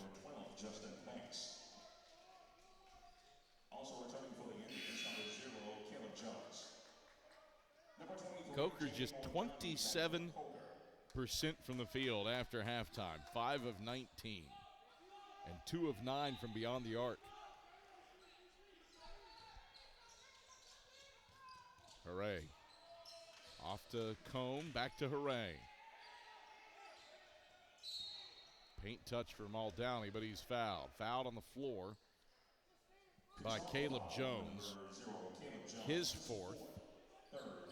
Third on the Indians. And Jones will exit post haste for Hawkins. Well, the dangerous part about playing this Coker team, they average 101 points per game, so they can get hot at any point, and that's what's dangerous. All 5 guys on the floor can shoot it. Bynum. He's off the mark. White keeps it to 1. I suppose that prevents it from going to a fourth. Lob ahead by White. Too hot to handle for Hawkins. It's out of bounds for Catawba's 20th turnover. We've had a combined 34 turnovers in this one. 14 of them combined in the second half. And that was one of the unforced errors that Rob Perrin was talking about.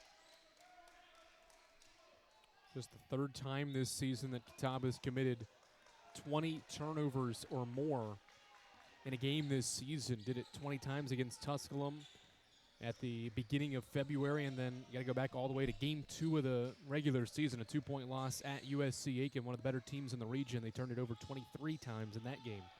Aiken, a team that provides a ton of on-ball pressure, too. Murray slips Muldowney to the cup, punched away by Hawkins. How on earth did he pull that one off? Robinson leans into Hooray and draws the foul.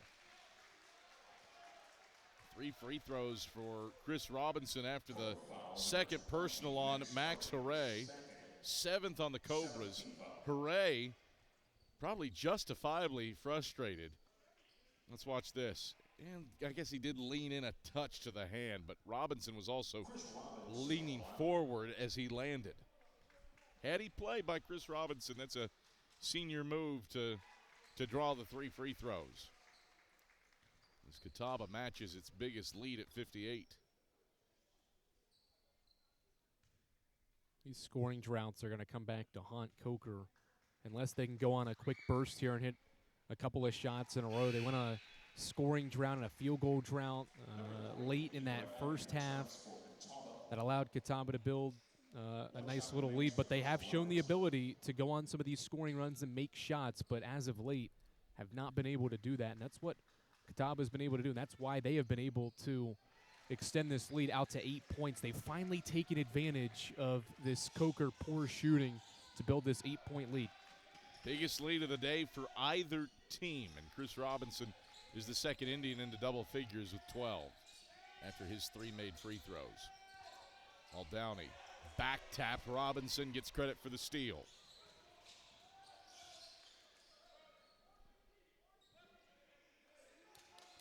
Robinson.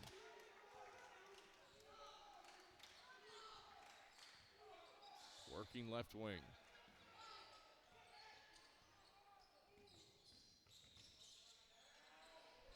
White on the step back.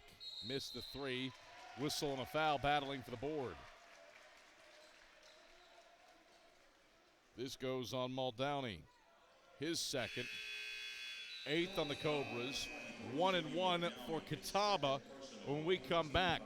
Coker has turned it over 5 times in the last 4:34. Banks gets discarded for a foul, and Catawba will look to extend a bit of a spurt in their biggest lead. Indians haven't hit a field goal in 2:34, but they've stretched the lead out to 8 thanks to free throw shooting. More free throws for Catawba when we come back after this on Flow College.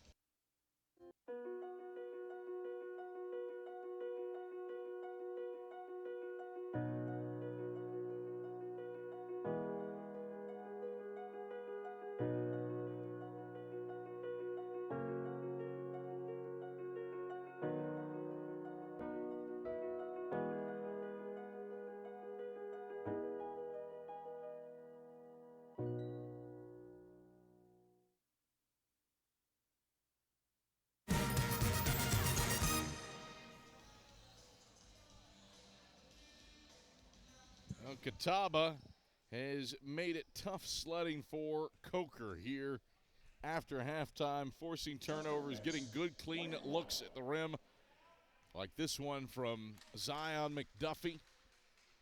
And now Catawba at the free throw line for 1 and 1. The front end missed by Justin Banks. Muldowney corrals the rebound, and Coker will look to make some headway into this 8-point deficit. Haven't scored in 2.5 minutes as Banks reaches in on Muldowney. Second on Banks. Fourth on the Indians. Pardon me, 3 on Banks. Missed one. Ball security, very important here for Coker. They don't want to give away any possessions down the stretch. Hooray from NBA range. Good answer. Just the third 3 of the half for Coker. And the 8th of the game stops a near 3-minute scoring drought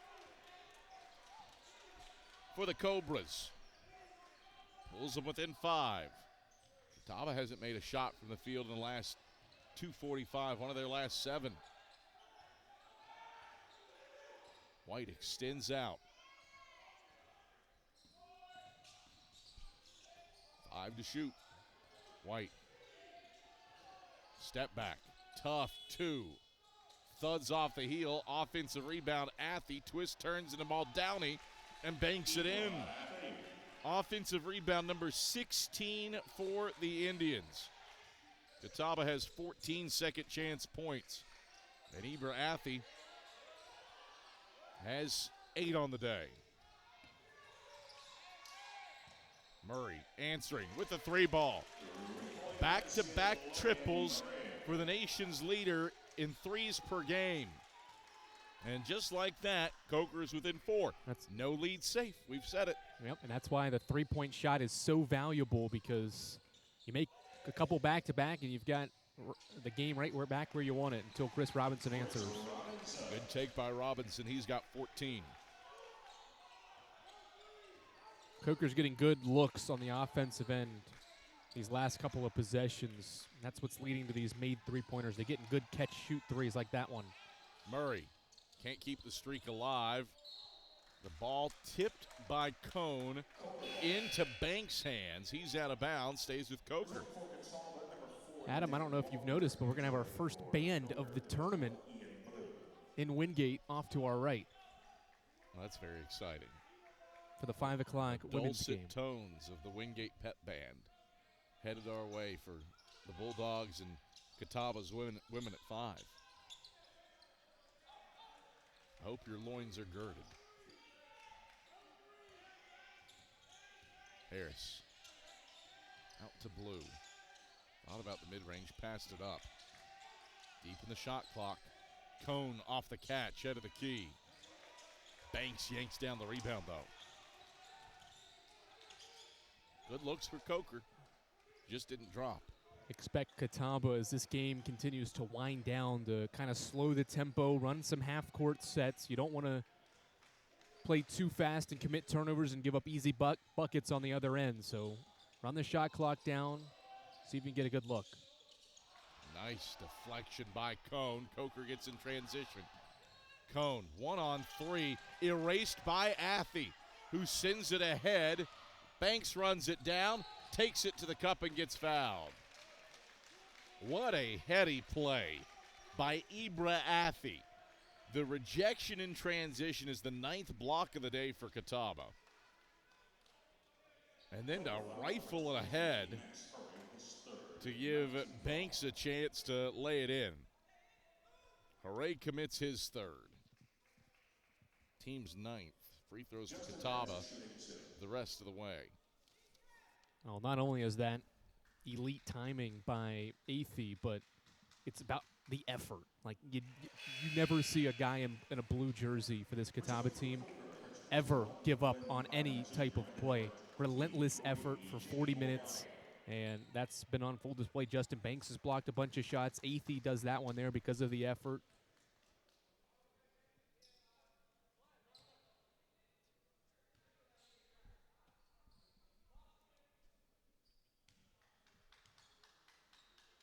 Second free throw for Banks. Catawba matches its biggest lead at 8. A lot on the line here for Coker. Cobras, one might expect the Cobras to be the ranked 8th in the region rankings that are due to come out any minute. Be a long wait to Selection Sunday with a loss here for Coker.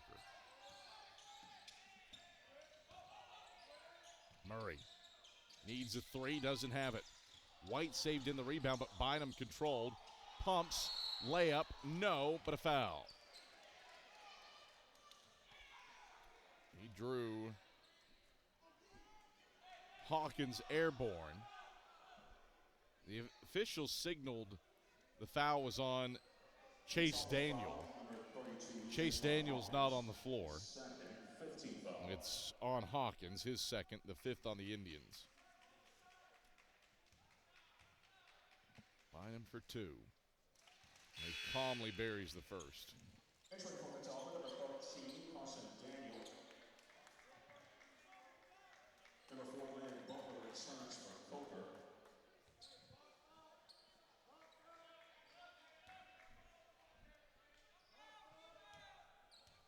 Bynum. Second one's true. It's a 6-point game.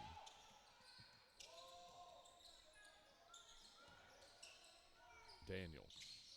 Ahead to Hawkins. All the way to the hole. He hits plus harm. Hawkins has taken over with some of these and ones. He's the 3rd Indian into double figures with 11. Back to an 8-point game and a chance to make it 9 at the line. Really good work to break the pressure, and then nobody picks up Hawkins once he crosses half court. Muldowney waits on him, tries to take a charge, but steps over late, and Hawkins able to finish at the rim. Hawkins lines up the and one free throw and converts. First 9-point lead of the day for the Indians.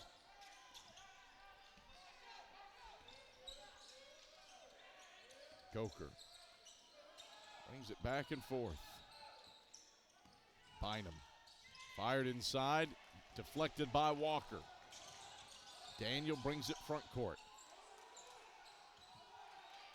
Time running out for the Cobras. Daniel sends it to Robinson at the top of the key. Deep in the shot clock with 6 to go. Robinson tried to bounce it inside, but Butler steals it away.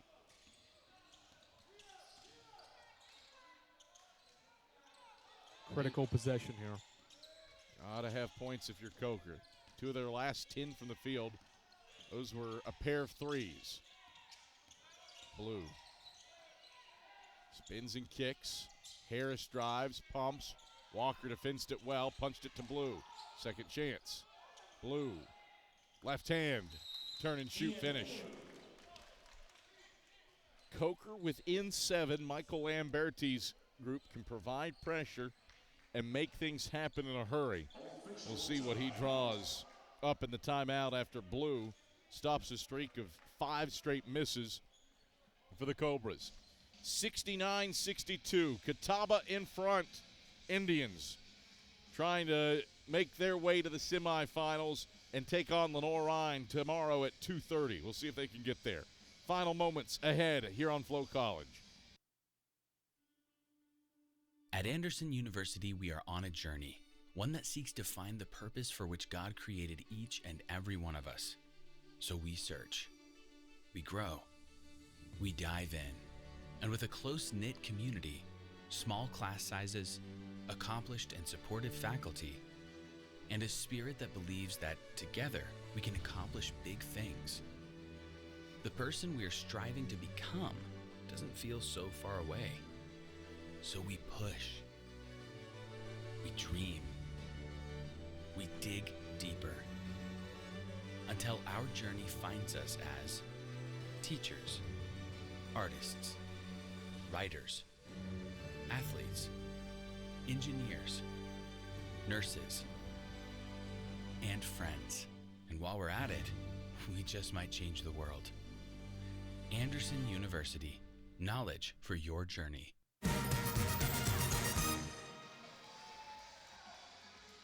Coker got some threes from Max Hooray and Logan Murray to chip away at it, but Catawba has been relentless with buckets like that from Ibra Athey and drives from Jay Sean Hawkins for and ones. Indians up 7 here in the waning moments. And an unforced error by Catawba. Athey steps out of bounds for the Indians' 23rd turnover of the game, their 11th of the second half. But Catawba has Coker has a 17-14 edge in points off turnovers. Coker hasn't really been able to take full advantage of it, turning it over 17 times themselves. Cone. Hooray, deep triple, halfway down and out. The rebound snared by Banks, and he is promptly fouled.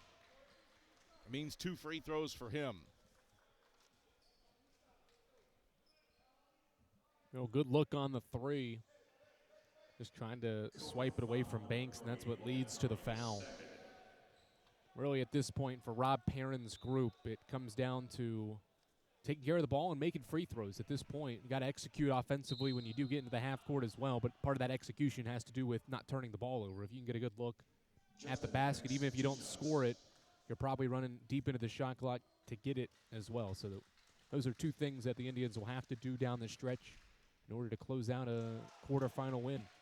Catawba's defensive success this season has been predicated on causing chaos amongst opponents. Opponents do average 81 points per game against Catawba. That's a touch of a misnomer. This is a high-scoring league, and you've got 50 teams nationally that average more than 80 points per game. But Catawba opponents had hit 49% of their shots this season against the Indians, 38% of their threes. Both those figures are 11th in the league. They have put the clamps on the Cobras here today, 33% shooting for Coker. Granted, Coker's gotten some good open looks from deep that just haven't fallen. Fouled in the act of shooting. That one does fall. Murray keeping the Cobras' hopes alive with 2:13 to go, and he can make this a 4-point game.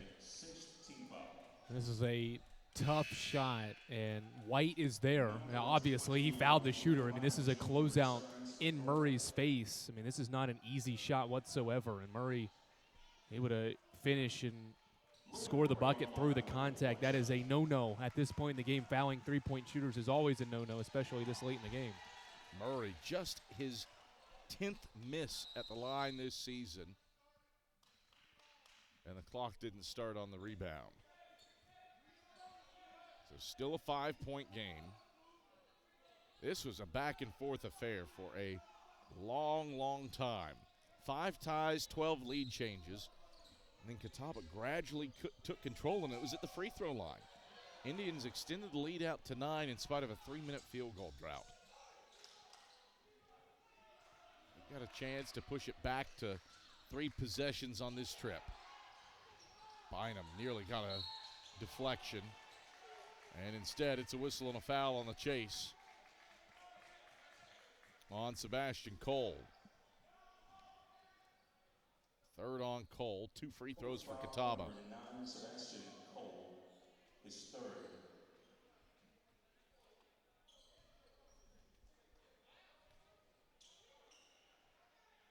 We knew coming in that even though we highlighted Chris Robinson and Ian Blue in the open, that others were going to be impactful for both of these two teams, and certainly Nick Walker has been that way for this Catawba team. He's up to 19 points after that free throw, averaged 13.5 in the regular season. Logan Murray on the other end for Coker. And some others have been important as well, and they'll all be important here down the stretch as well. We knew this, though. With a lot of teams in this league, they don't just score because they have one or two key players. They have a whole host of offensive threats, and we've seen that with Walker and others on display for both teams. It's never more apparent for two teams in this conference than these two. With their platoon systems, Michael Lamberti, Rob Perrin play a ton of guys. Drive for Harris, the kick. Open look, hooray. He hits. Coker not going quietly into the night. The Snakes are within 4. A deflection, a loose ball. Grabbed by Harris, and then a whistle and a foul. It's the chaos. No lead is ever safe. Robinson the foul. Second on him. That's the 7th on the Indians. 1-1 for the Cobras. Just careless in the backcourt. 2 white jerseys in the area to poke it away. Then Robinson just trying to deflect that entry pass away from Bynum Jr. and ends up fouling him. So free throws 1-1 here for Coker to try to make this a 1-possession game. Entering for Catawba, number 32, Jay Hawkins. Hawkins checks back in to replace Banks. Good substitution, I think, as well, because Banks is more of that 5, kind of a center player. He gets a little bit more ball handling with 6'4" Hawkins on the floor. So you downsize a little bit. Remember, this is a Coker team, though, that's going to play a small lineup and a 5-out lineup anyway, so it won't hurt you defensively, but gives you an extra ball handler on the offensive end to handle this pressure. Bynum connects. The lead is now 3.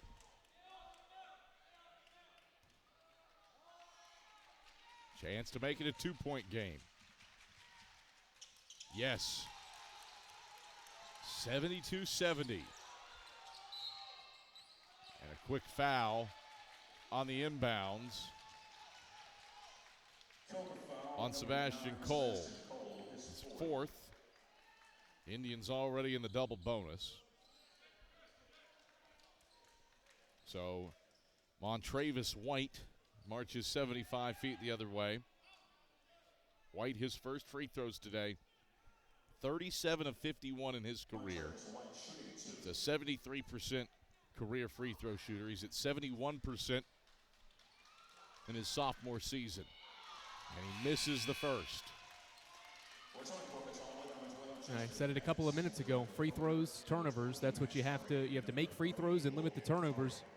Catawba has not done that over the last couple of minutes. They've turned it over 2 or 3 more times, and they've missed a couple of free throws now. That's why Coker's right back in this game. They were never out of it, but now they're even closer. Got the second. It's a 3-point game. And Rob Perrin wants to chat things over. See, he's got a 30 and a full left. Michael Lamberti for Coker has a full timeout left.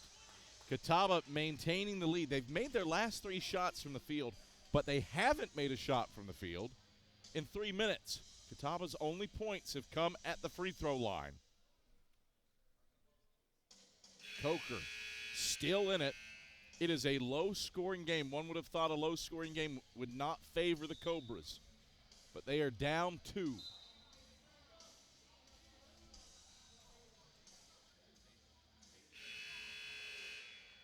See the rebounding battle still plus 12 for Catawba, 44-32. Second chance points have kind of stayed steady. 4 at halftime for the Indians, plus 8 there in the second half.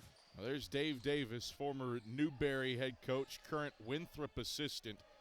He and Rob Perrin coached together way back in the day at Pfeiffer. And he is eating this up. He loves that frenetic style. He used it at Newberry for ages in his time as the Wolves head coach before moving on to Winthrop.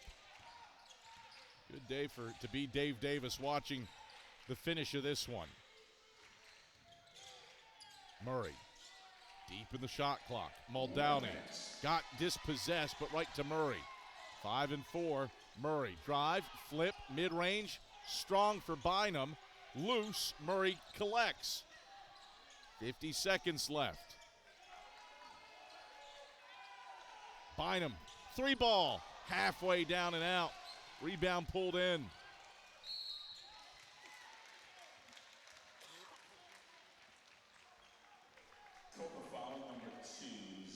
Foul is on Harris, his third.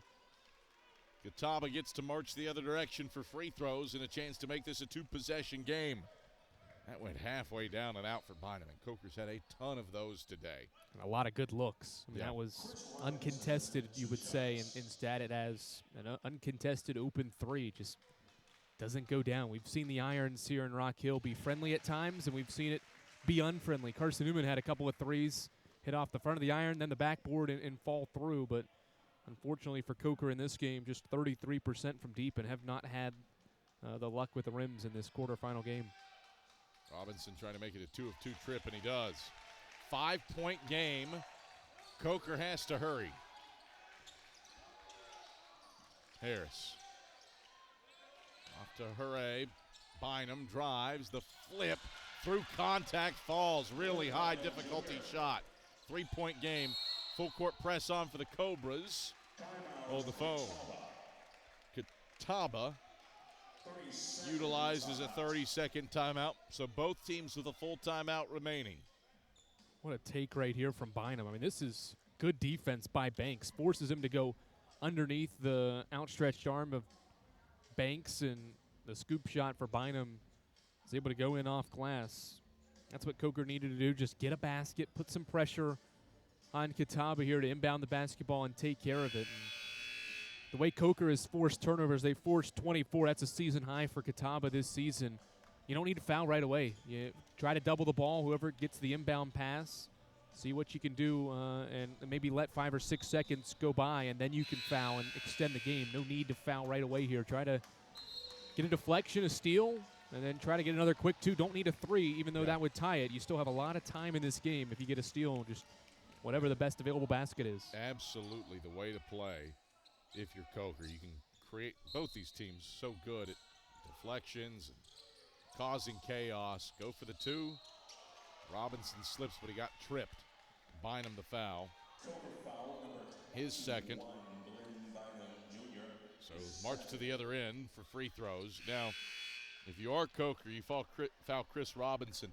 Probably not the guy to foul in this situation. Robinson, career 85% shooter. He's had a down year at the stripe in his senior year at 81%, if you can call 81% a down year. But he's only missed 18 free throws all season long. 5 for 5 today. 216 for 253 for his collegiate basketball career. Decent. Probably the guy that Rob Perrin would choose to shoot free throws in this situation. Not directly inside the mind of Rob Perrin, but I'm going to be confident in my guess here. Robinson's first, silky smooth, two-possession game. And we'll get to the point where you can't just trade twos for twos here for Coker. So at some point you're going to have to run a set, get someone free for a three-point shot, and hope it goes down. Defending champs up by 5. 5-point lead for the Indians. Coker will roll the ball up. Harris picks it up at the timeline. A heave.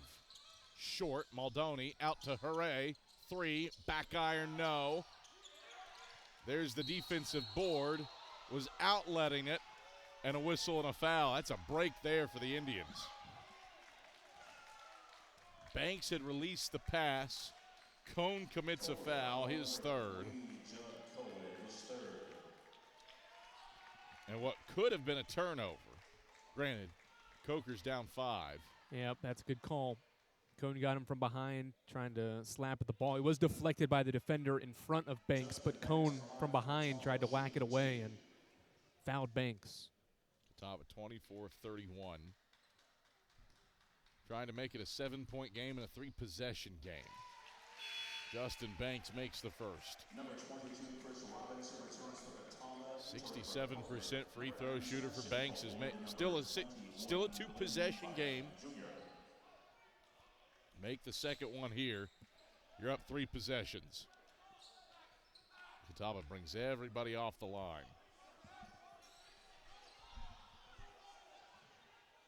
Some confusion here. Somebody's got to come out. Okay, Harris will. Made a sub.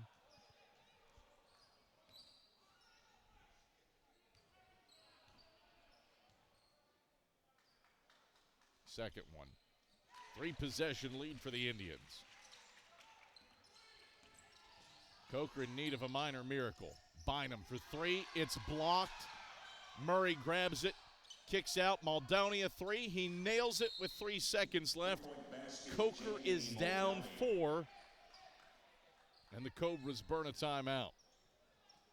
Well, I guess mathematically it is still possible, but you need back-to-back steals off of inbounds. Well, you've always got the 4-point play in the back of your mind. We've seen a couple this tournament. I think yesterday we had 1 or 2, at least 1 or on the men's side yesterday. In one of those first 2 quarterfinals that Lincoln Memorial and Lenore Rhine won. Logan Murray had a 4-point play, hit a 3, and was fouled. So it can happen. The probability that it does is unlikely. Is very unlikely, but you can't rule it out, especially this time of the year. Get it in, get it touched for Catawba. You're probably good. Triggered into White. White sprints free. 2.2 seconds come off the clock before he's fouled. And Catawba keeps the hopes alive of making it back-to-back-to-back SAC tournament titles. 6-seeded Indians were only a game back of Coker, Carson-Newman, and Wise in that 3-way tie for 3rd. So tough to call this one a true upset as White misses the first free throw. For Catawba, just back off. You can shoot. Coker can shoot whatever shot it wants as long as it's not in contact with an Indian. And now it doesn't even matter. There's no 5-point play. White ices it. Bynum's 3-quarter court. He nearly banked it in, but that does it. Catawba is moving on. The back-to-back defending champs knock out the 3rd-seeded Cobras, and Coker, the wait for that first quarterfinal win, will have to wait another year. Been 11 years since Coker's won a quarterfinal game.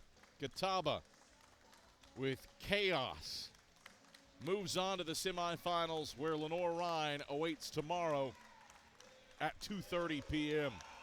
Be a long wait till Selection Sunday for the Coker Cobras, who, based on the RPI and metrics, are 8th in the region right now. Will that hold for Selection Sunday? Still a dandy of a year for Michael Lamberti's team at 19-10. But Rob Perrin's Indians, they have days of an at-large bid for the NCAA tournament. Forget the tournament title.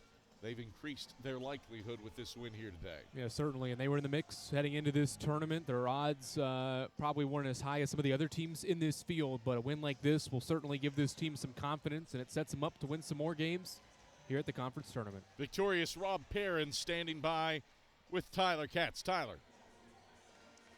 Rob, a great second half fight for your team. Coming out, and it was really Nick Walker, your leading scorer. He went 8 of 12 from the field. What did you like from him today? I mean, he was very physical. He was out with a bad finger. He missed 3 or 4 games. We've had a lot of guys out, and he just really took over. Kind of an elder statesman, and did a good job of anticipating the shot, and therefore he got a lot of offensive rebounds, and had some just baskets on complete will. Now moving on to the semifinals, you obviously know what it takes to win in this tournament, winning it last year. Going to overtime earlier this season with Lenore Ryan, who you set up a semifinal match with. What is it going to take tomorrow in the semis to take down the Bears? Well, they're an excellent team. They're very big. They're very athletic.